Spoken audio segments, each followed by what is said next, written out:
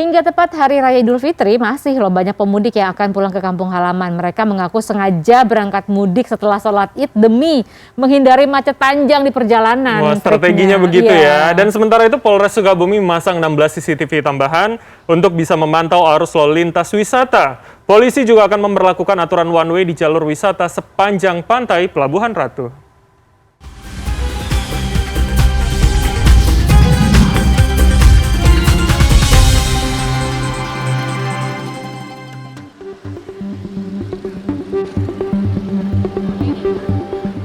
Inilah suasana Terminal Induk Kota Bekasi, Jawa Barat pada Senin siang.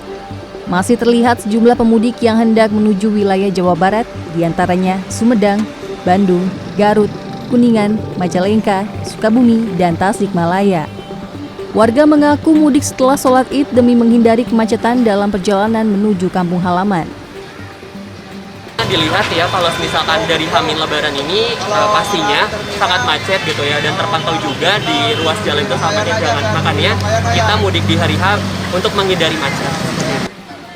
Salah satu koordinator perusahaan otobus menjelaskan, pada Idul Fitri ini jumlah penumpang menuju daerah Jawa Barat justru naik hingga 80%. Untuk mengantisipasi membludaknya jumlah pemudik, petugas menyiagakan 276 bus selama masa mudik.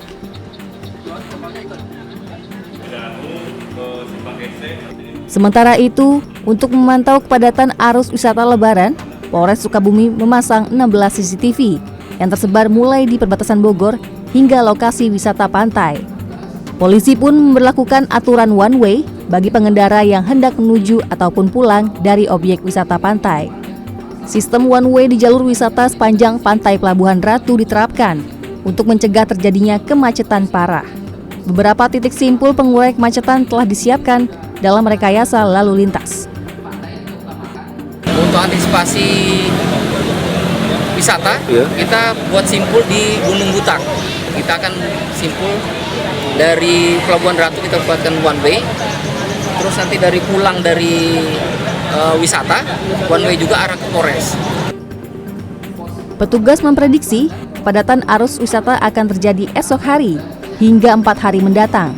1.208 personel gabungan dari Polres Sukabumi dipersiapkan untuk mengamankan wisatawan pada libur Lebaran. Tim Liputan CNN Indonesia.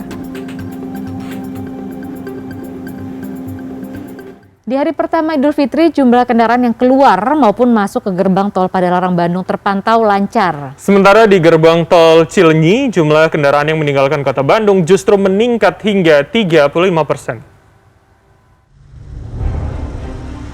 Pada hari pertama Lebaran 1443 Hijriah, tidak terlihat ada antrian kendaraan di gerbang tol Padalarang Kabupaten Bandung Barat. Situasi lalu lintas lancar di kedua arah. Jumlah kendaraan yang melintas justru mengalami penurunan sekitar 20% di kawasan yang didominasi oleh kawasan industri ini. Untuk gerbang masuk ataupun entran tercatat 9.767 kendaraan, sedangkan yang keluar di angka 8.150. Untuk hari pertama Lebaran ini jauh lebih sepi dibandingkan hari-hari kerja biasa.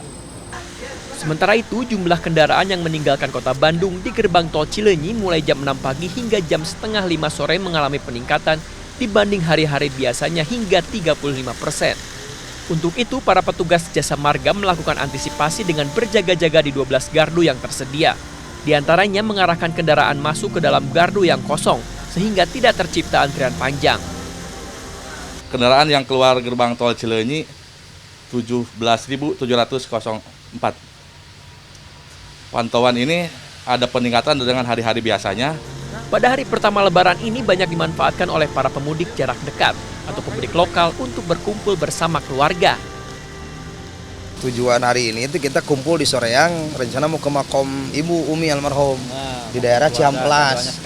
Jadwalnya sekarang kumpul dari Tasik, dari Wanaraja, ini dari Wanaraja masuk, dari Garut, saya dari Soreang. Soalnya nanti setelah ke Bandung mau ada acara lagi di Tasik gitu, jadi acara ke Bandungnya berangkatnya dari awal gitu, supaya gak macet juga di jalan.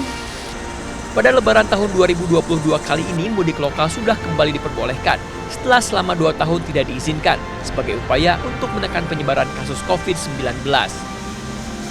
Wilam Nasution, Kavi Jati, Bandung, Jawa Barat. Berikutnya kita pantau kondisi terkini arus mudik di hari kedua Lebaran dari pintu tol Cikampek Utama dan juga jalur arteri selatan di kawasan Nagrek, Kabupaten Bandung, Jawa Barat. Iya, yang pertama kita akan ke pintu tol Cikampek Utama. Sudah ada rekan kami Iqbal Kiarso di sana. Halo, selamat pagi Iqbal. Bisa Anda ceritakan bagaimana kondisi di tol Cikampek Utama pagi ini? Apakah kontraflow ini jadi diberlakukan pada pagi ini? Ya, selamat pagi Bram dan juga Lia.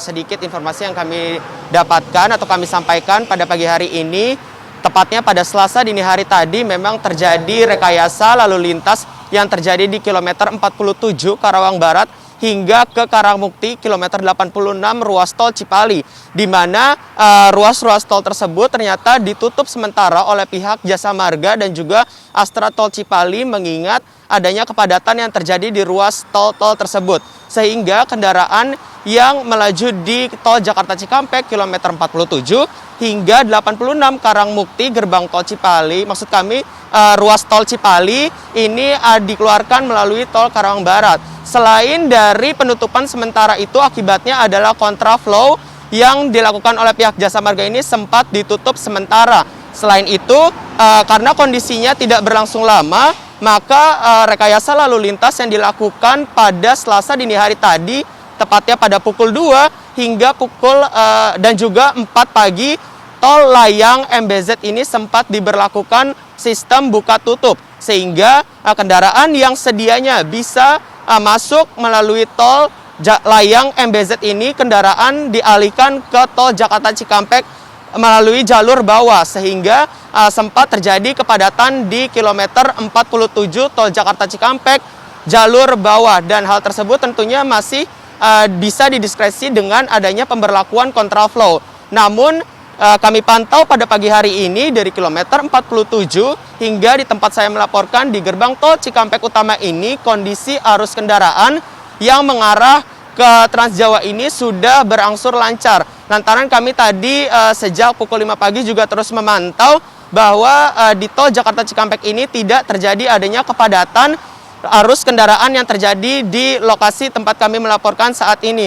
Dan adanya pemberlakuan rekayasa lalu lintas menjadi tidak digunakan lagi oleh para pengendara. Karena rekayasa lalu lintas ini memang sedianya tetap disiagakan karena sejak kemarin pada hari pertama, meskipun kondisi arus kendaraan pada pagi hari berangsur lancar, namun pada siang hari ternyata terdapat kepadatan, sehingga pada siang hari dan juga sore hari tentunya diberlakukan sistem kontraflow dari kilometer 47 hingga ke kilometer 70 gerbang tol Cikampek Utama, dan diteruskan dari kilometer 70 menuju ke gerbang tol Cipali. Bram dan juga Lia. Akan tunggu update informasinya nanti akan seperti apa. Nah, dari utara kita akan bergeser ke jalur yang mudik ada di arteri selatan begitu. Sudah ada rekan kami produser lapangan CNN Indonesia Angga Dwi Putra yang saat ini berada di kawasan Nagrek, Kabupaten Bandung, Jawa Barat. Ya, Angga, selamat pagi. Silahkan dengan laporan Anda bagaimana kondisinya di selatan. Ya, selamat pagi Bram dan Lia. Ternyata pada hari kedua perayaan Lebaran atau Selasa 3 Mei 2022, antusiasme para pemudik dan juga masyarakat Indonesia untuk berlebaran ke kampung halaman ini masih sangat tinggi. Ini bisa dilihat Bram dan Lia dari banyaknya jumlah kendaraan yang melewati jalur arteri di wilayah selatan. Dan ini tadi pada pukul 5.30 juga sempat terjadi kepadatan di titik tempat saya berdiri, namun sekarang sudah berangsur lancar kembali meskipun memang jumlah kendaraan ini masih sangat ramai. Bahkan dari pantauan kami pada malam tadi memang di jalur selatan ini juga masih ramai. Jadi sejak hari Lebaran kemarin, tepatnya pada malam hari, para pemudik mungkin setelah berlebaran atau sholat id dulu di tempat tinggalnya masing-masing, maksud saya baik yang dari Jakarta ataupun mungkin dari Bandung, ini baru berangkat ke kampung halaman menuju ke Garut, Tasik, Ciamis, Banjar, bahkan sampai Cilacap pada malam harinya. Jadi memang tadi malam ini juga sudah cukup ramai di jalur selatan, sempat terjadi beberapa kepadatan atau kemacetan, terutama di wilayah Limbangan, kemudian juga di Malangbong, sampai di Lingkar Gentong, Tasikmalaya. Jadi memang sejak semalam sudah sangat antusias dan kembali pada pagi hari ini juga jumlah kendaraan cukup banyak. Saya akan ajak Anda juga, Bram dan Lia, bahwa memang titik kepadatan yang bisa terjadi di sini ini adalah karena adanya biasanya ada SPBU atau ada tempat istirahat seperti masjid ataupun ada tempat parkir yang cukup luas seperti itu. Ini jumlah kendaraan baik roda 4 maupun roda 2 yang beristirahat ini juga banyak, dan ketika mereka selesai mengisi bensin atau beristirahat, ketika keluar dari SPBU tersebut atau rest area tersebut, ini yang juga bisa menyebabkan sedikit kemacetan seperti itu atau kepadatan yang juga ini tentu saja juga harus diwaspadai oleh setiap pemudik, baik itu SPBU maupun rest area. Dan sayangnya saya juga tidak melihat di sini adanya petugas dari kepolisian atau dinas perhubungan, namun memang di wilayah saat ini saya berada di wilayah Cicalengka dan Nagrek masih terkontrol sebenarnya, namun tentu saja harus ada kehati-hatian dari para pemudik baik itu roda 4 dan roda 2, Lia dan juga Bram. Baik, jadi walaupun kondusif tapi peningkatan volume kendaraan juga terlihat begitu ya. Baik, terima kasih Angga Dwi Putra telah melaporkan langsung dari kawasan Cicalengka, Jawa Barat, dan juga sebelumnya ada Iqbal Kiarso dari pintu tol Cikampek Utama. Terima kasih teman-teman, selamat kembali bertugas.